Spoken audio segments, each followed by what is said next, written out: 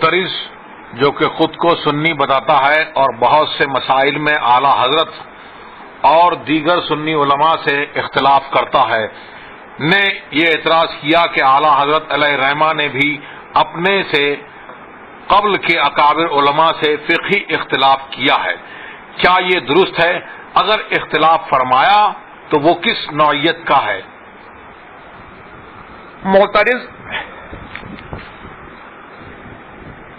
اگر طالب شہرت ہے اور ائمہ مجتہدین سے، اور نہ صرف ائمہ مجتہدین سے بلکہ ائمہ مجتہدین سے نیچے جو کسی مذہب کے مذہب حنفی کے علماء مقلدین ہیں، اگر ان سے اختلاف کی کوئی صحیح توجیہ رکھتا ہے اور اس کا اختلاف صحیح سمت میں ہے جب تو خیر ہے، اور اگر اختلاف برائے اختلاف ہے اور اس پر اعلی حضرت کی سند پیش کرتا ہے تو یہ اس کے لیے خیر کا پیغام نہیں ہے۔ الامور بمقاصدها،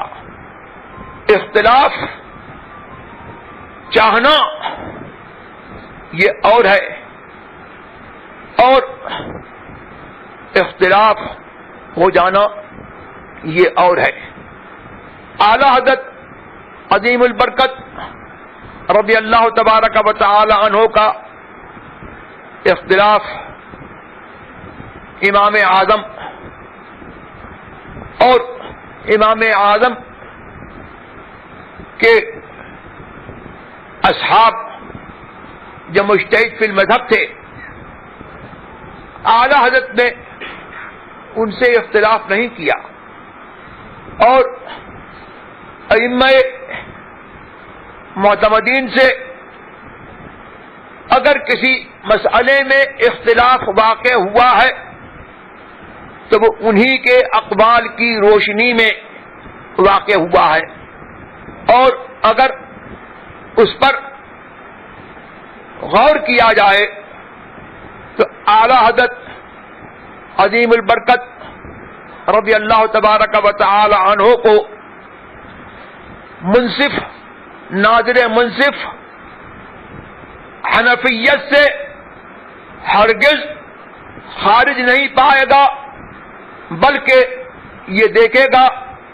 کہ اعلی حضرت حنفیت کے اس دور میں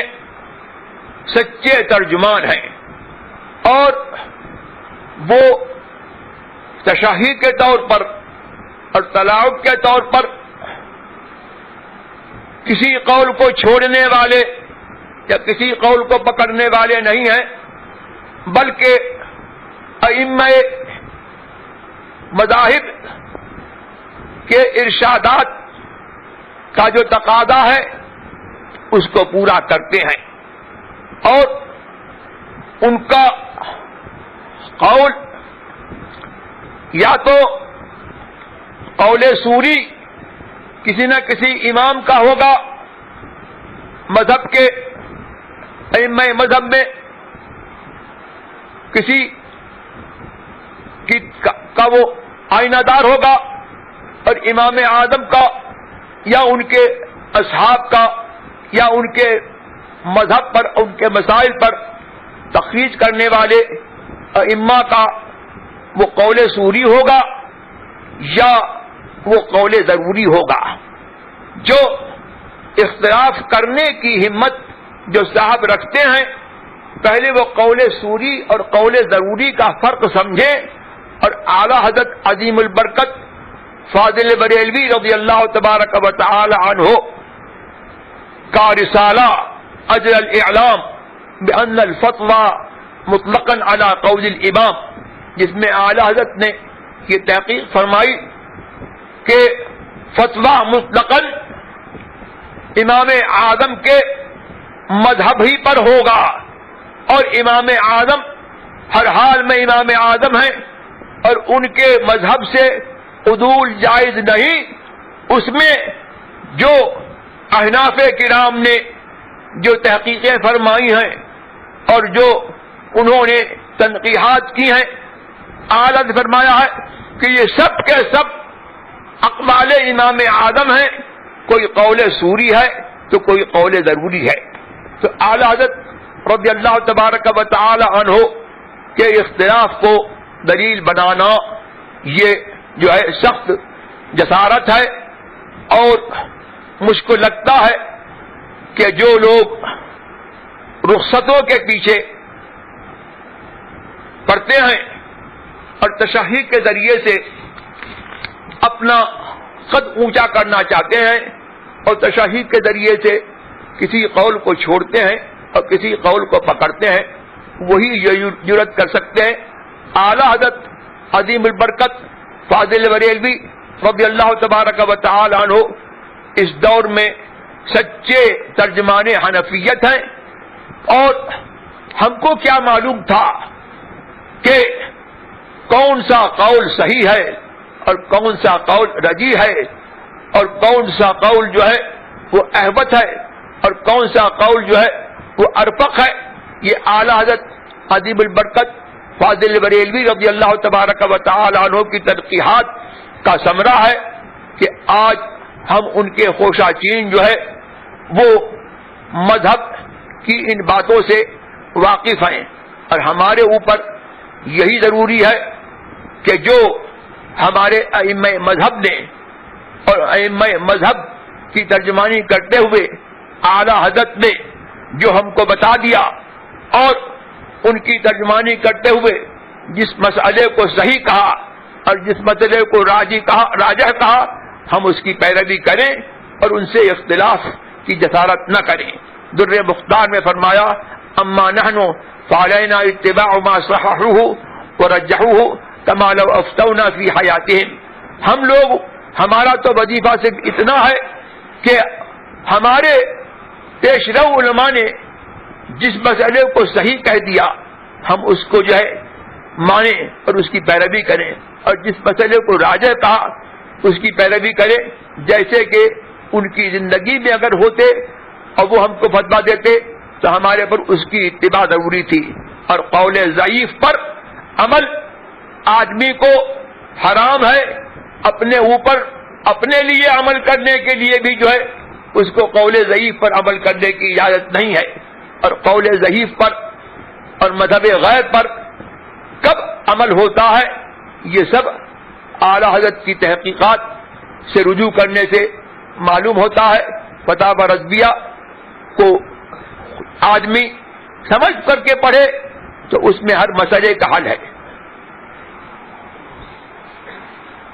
آج کل بہت سے مسائل کو فقہی اختلاف کا نام دے کر یہ حدیث پیش کر دی جاتی ہے کہ علماء کا اختلاف امت کے لیے برکت ہے۔ حضرت سے گزارش ہے کہ حدیث میں جس اختلاف کا ذکر ہوا اس کی تشریح فرما دیں۔ یہ حدیث میں جس اختلاف کا ذکر ہوا ہے میری سابقہ تقریر سے روشن ہو گیا ہوگا، یہ فروعی مسائل میں ہے، اور مسائل اعتقاد میں اہل سنت والجماعت کا جو مسلک ہے اس پر جو ہے وہ آدمی کو گامزن ہونا ضروری ہے، اور ان سے کس مخالفت کی کسی کو اجازت نہیں ہے، اور بد مذہبوں کے اختلاف کا اعتبار نہیں ہے۔ فروعی مسائل میں بھی جو اختلاف ہے وہ منصب ائمہ مجتہدین کا ہے، جن کو اجتہادی صلاحیت ہے اور ان کے اصحاب کا ہے، اور مجتہدین کے جو طبقات ہیں، مجتہد مطلق، مجتہد فی المذہب اور مجتہد فی المسائل، اور پھر اصحاب تخریج اور اصحاب ترجیح یہ جو صلاحیت رکھتا ہے اس کا یہ منصب ہے کہ وہ نصوص شرعیہ میں غور کر کے قرآن و سنت میں اپنی اجتہادی طاقت اس کے مفاہیم میں صرف کر کے مسائل استنباط کرے، یا کسی مذہب کے امام جو جس مذہب کا وہ مقلد ہے اپنے امام کے مذہب میں وہ اجتہاد کرے، یا مجتہد بالمذہب کے بعد جو علماء مجتہد بالمسائل ہیں جیسے کرخی وغیرہ، وہ یا جو اصحاب تخریج ہیں وہ لوگ نصوص شرع کے بعد ائمہ مجتہدین